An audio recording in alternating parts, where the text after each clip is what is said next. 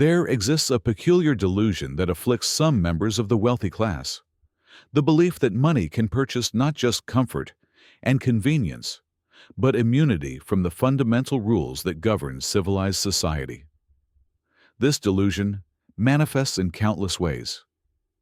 The entitled tone when addressing service workers, the casual dismissal of regulations, the certainty that lawyers and settlements can erase any consequence.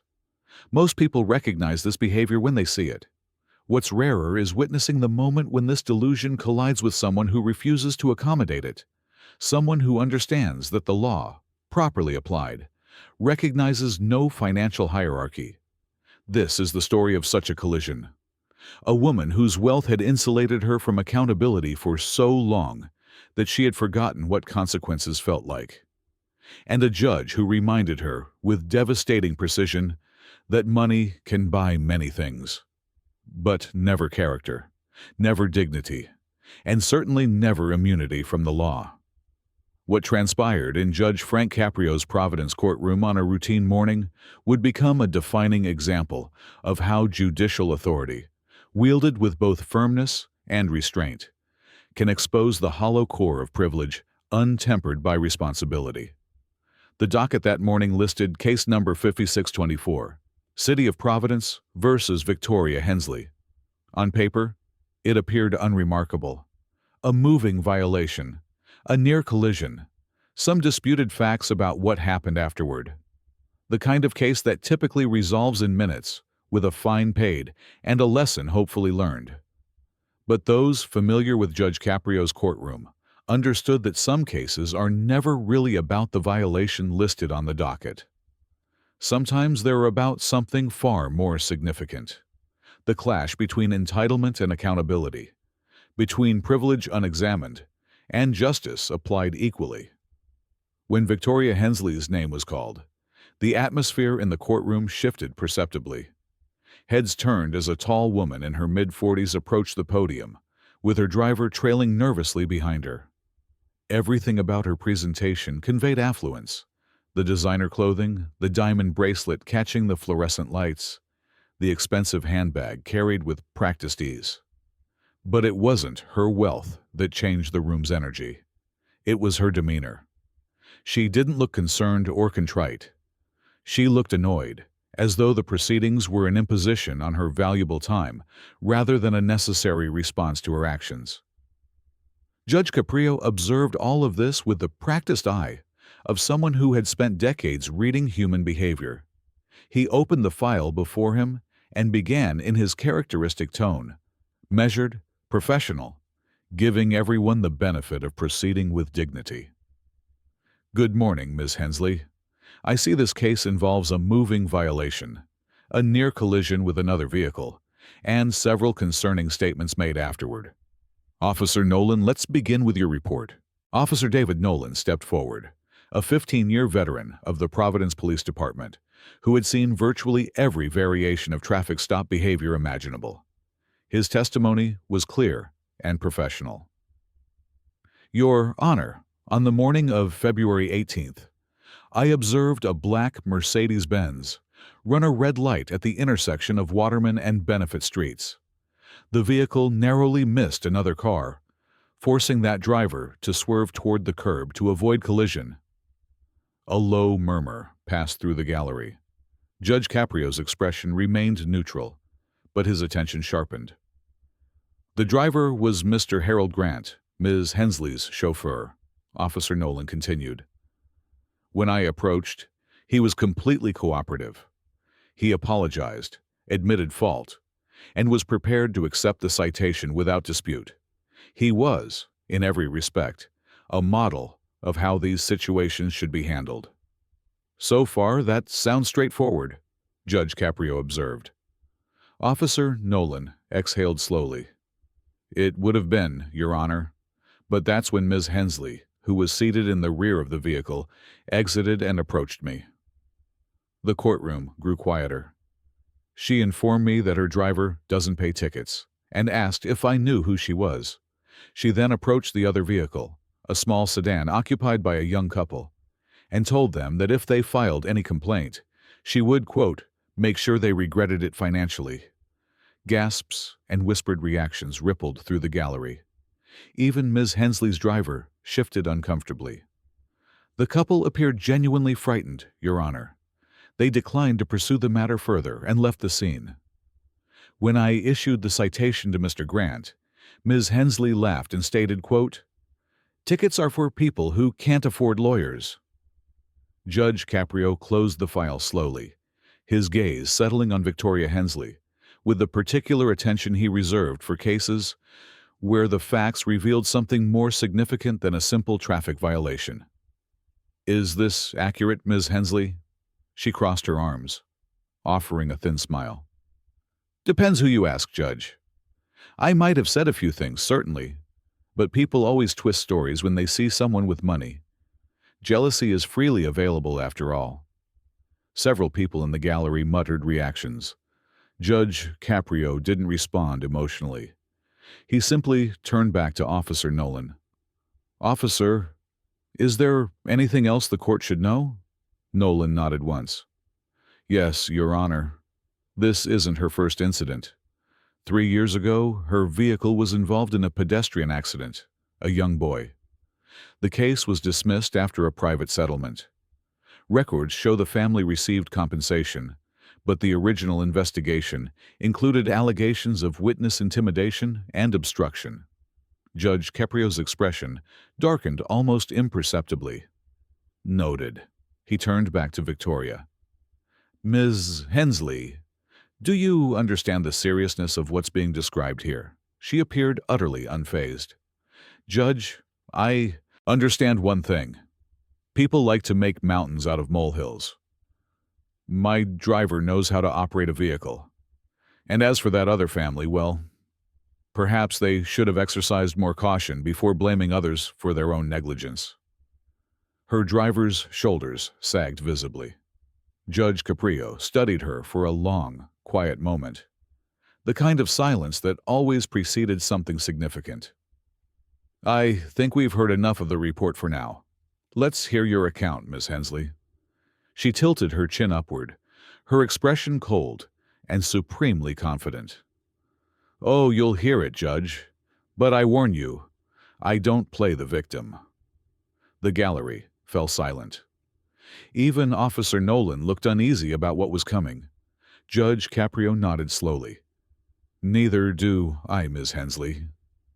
"All right, Ms. Hensley," Judge Caprio began, maintaining his professional tone.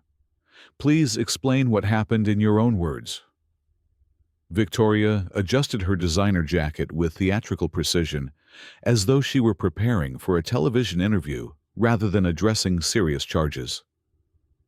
"Well, Your Honor, it's really quite simple.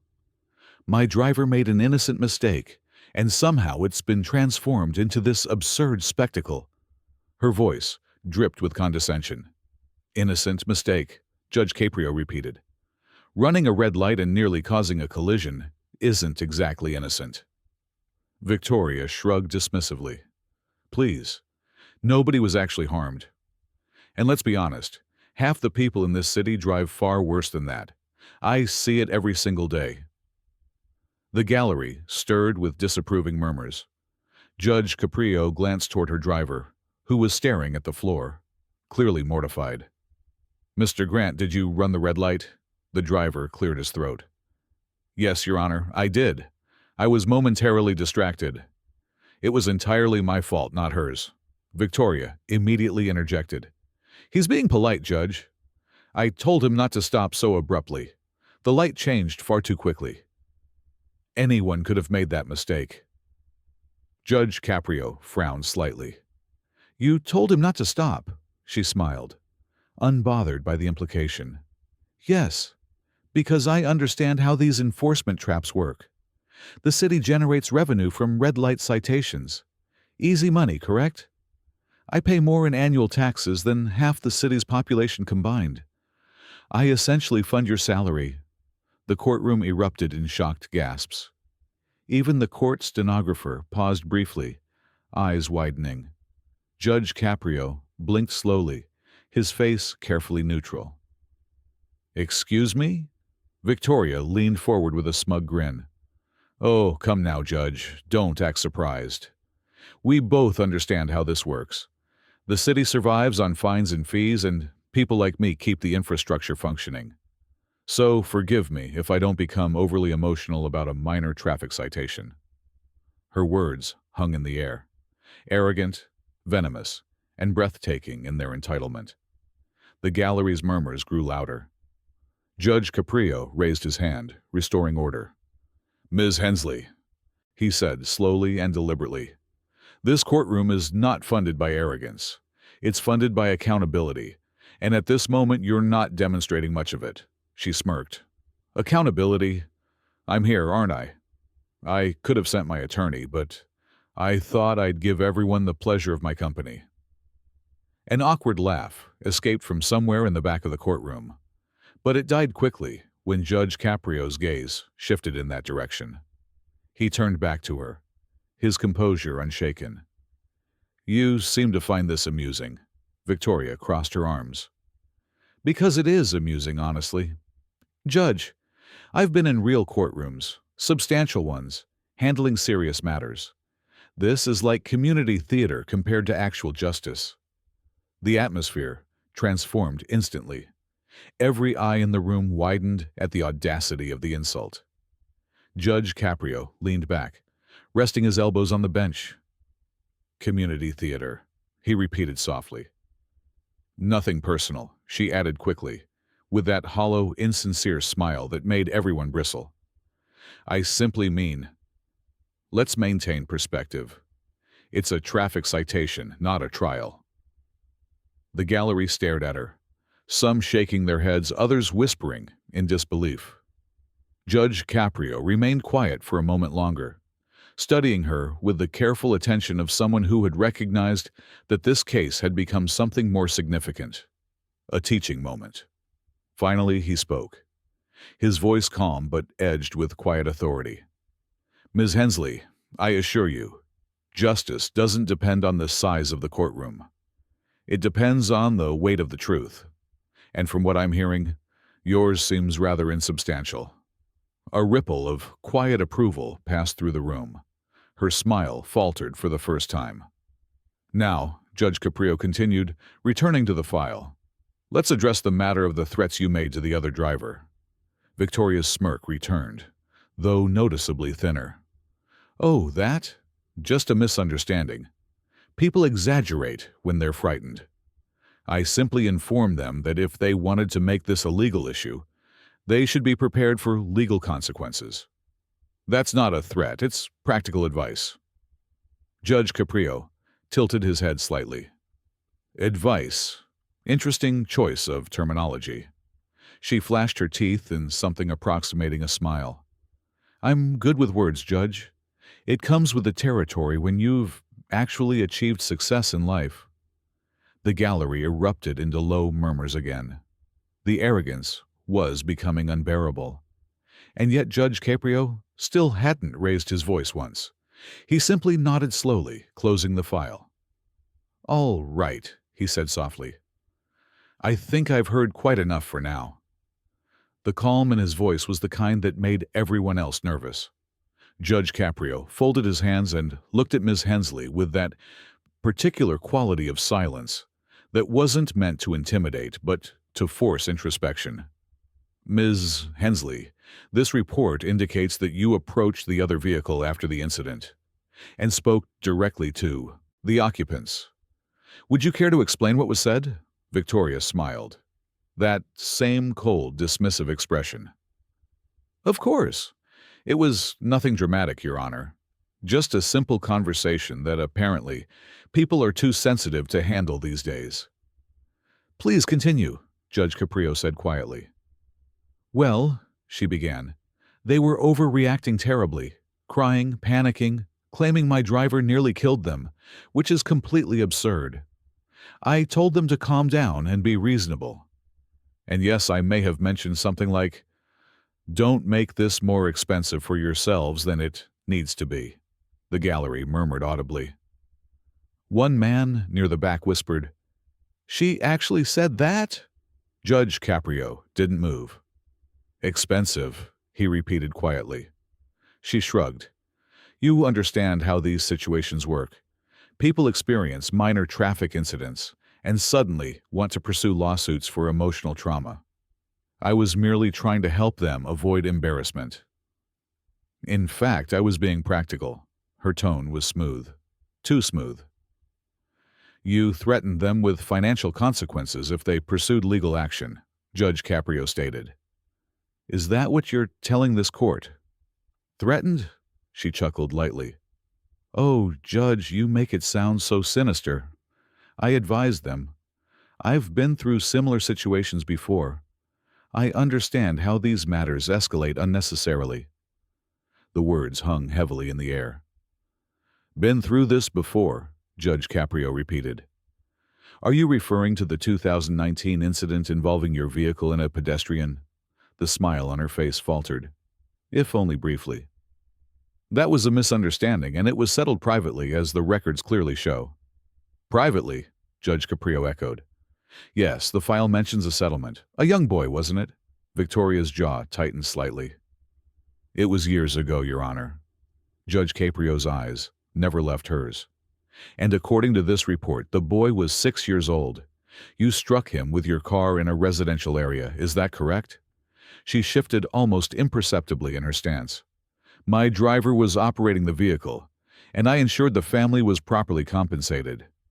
That's what money is for, isn't it? Solving problems. A wave of shock rippled through the gallery. Someone muttered, "Unbelievable!" Judge Caprio sat absolutely still, but his gaze intensified. He spoke slowly with devastating clarity.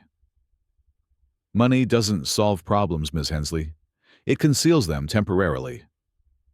Victoria actually rolled her eyes, laughing under her breath. Oh, please. That family received far more than they deserved.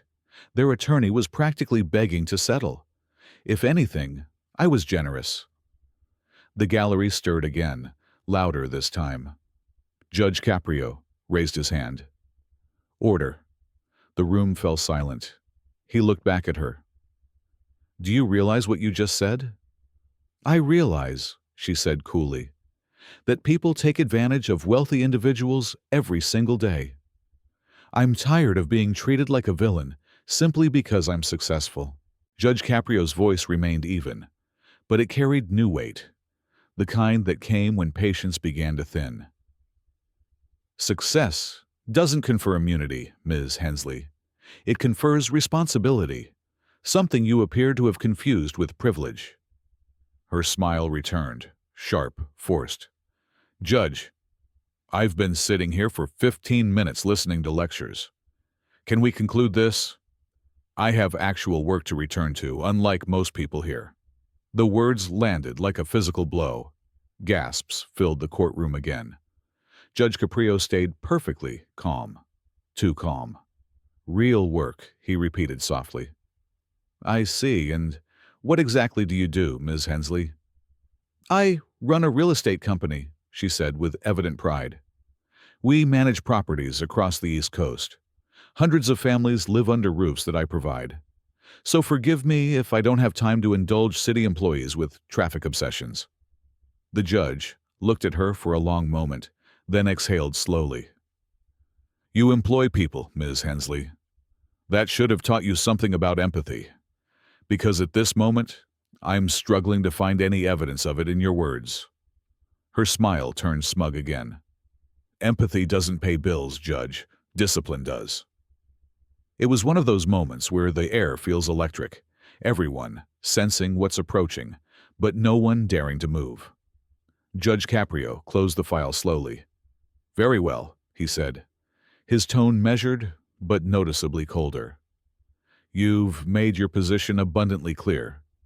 Judge Caprio removed his glasses and set them on the bench with deliberate precision. When he spoke again, his voice carried the accumulated weight of 3 decades on the bench, calm, authoritative, and absolutely unyielding. Ms. Hensley, I've spent over 30 years in this courtroom. I've encountered every type of person imaginable. The poor, the broken, the angry, the lost. And yes, I've encountered the wealthy as well. But rarely, he paused, leaning forward slightly, have I encountered someone so apparently proud of being heartless. The words struck like a gavel. Victoria froze, her smirk finally faltering. I understand arrogance, Judge Caprio continued.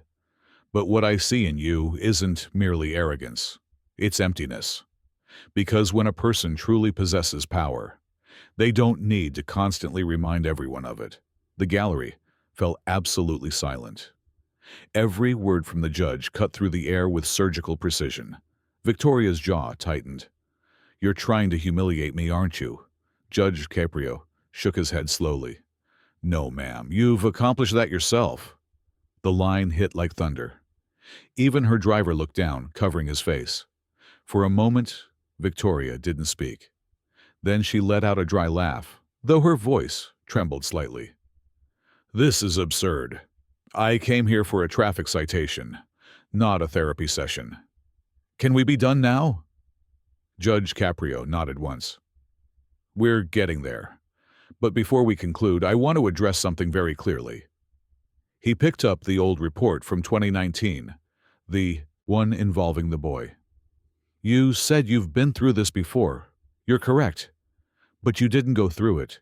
You purchased your way out of it, and that's not justice. That's cowardice. The courtroom murmured agreement. Victoria's eyes flashed with anger. You have no idea what that situation was. Judge Caprio's tone hardened. I don't need to. I know how you handled it, the same way you handle everything else. With money and intimidation. She stood up abruptly. You can't speak to me like that. Judge Caprio looked up at her, utterly unshakable. I just did. The audience gasped again, this time with a few quiet sounds of disbelief. Her voice rose. This entire proceeding is a joke. I could purchase this courtroom if I wanted to. Judge Caprio leaned forward slightly, his voice lowering to a quiet, devastating calm. And yet here you are, standing in it, powerless. The room went absolutely still. You could hear the faint hum of the overhead lights. For the first time since she entered, Victoria Hensley didn't have an answer. Judge Caprio rested his hands on the bench, his voice returning to its characteristic measured tone, but carrying undeniable authority. Ms. Hensley, the court finds as follows. You will pay the citation in full. Your driver, Mr. Grant, will be fined for the moving violation, as is appropriate given his responsibility as the operator. Furthermore, you are ordered to pay full damages to the couple you threatened, not because the law requires it in this case, but because this court has discretion in matters of restitution, and justice demands it. He paused, ensuring she was following every word. Additionally, you will make a contribution of $10,000 to Providence Children's Hospital. Perhaps it will serve as a reminder that money can heal more than it conceals. A ripple of approval passed through the gallery. You stated earlier that you pay more in taxes than this city generates. Very well. Consider this another form of taxation, a moral one. Payment due immediately. Quiet laughter and subdued applause spread through the room. Victoria sat frozen, her expression unreadable, a mixture of humiliation, fury, and perhaps buried deep, the first glimmer of shame. Judge Caprio's voice softened as he delivered his final statement. I've witnessed people with nothing walk into this courtroom and leave with their dignity intact. And I've witnessed people with everything walk out empty. Today, you've joined the second group. He lifted his gavel. Case closed. The applause this time was louder, not raucous, but firm and respectful. Even the bailiff gave a subtle nod of approval. Victoria rose slowly, her eyes fixed on the floor. Her confidence had drained away completely. Her driver looked at her, then at the judge, whispering quietly, "You should listen to him, ma'am." For once, she didn't answer. As Victoria Hensley gathered her belongings and prepared to leave, Judge Caprio added one final observation. Ms. Hensley, When you walk through that door, I want you to consider what you almost lost today. Not your money. You'll recover that easily enough. But your humanity. That's considerably harder to reclaim once you've convinced yourself it's unnecessary. She nodded faintly, her voice barely audible. Yes, Your Honor. As she walked toward the exit, the gallery parted naturally. The woman who had entered with her head high and her arrogance higher now kept her eyes on the ground. The sound of her heels clicking against the courtroom floor sounded like a slow, reluctant march towards something she had avoided for far too long: accountability. When the door closed behind her, the courtroom exhaled collectively. Judge Caprio leaned back, allowing himself a small, weary smile. He glanced at Officer Nolan. Good work, officer. You handled yourself with professionalism and restraint. I wish more people respected what that uniform represents. Thank you, Your Honor, Nolan replied quietly. Then Judge Caprio addressed the gallery, a room full of ordinary citizens who had just witnessed something extraordinary. You know, he said, his voice softening, sometimes people enter this courtroom believing justice is negotiable. They believe money, status, or connections can bend it in their favor. But justice has a way of humbling those who underestimate it. The gallery nodded in understanding. What we witnessed today wasn't about a traffic citation. It was about the danger of believing you're untouchable. The law doesn't care who you are. It cares what you do, and it always will. There was a brief silence, one of those rare, powerful pauses that communicated more than words could. Finally, Judge Caprio gave a small smile. All right, folks, let's proceed. Next case. The clerk called out the next name, and the ordinary rhythm of the courtroom resumed. But the story of Victoria Hensley's appearance would be remembered by everyone present. Because on that morning, arrogance had entered laughing and left in silence. Wealth had met justice and discovered, perhaps for the first time, that money can purchase many things, but never immunity from the fundamental requirement that we treat each other with basic human decency. And a judge had demonstrated, with characteristic restraint and devastating precision, that the law, properly applied, recognizes no financial hierarchy, only accountability, only truth, only justice.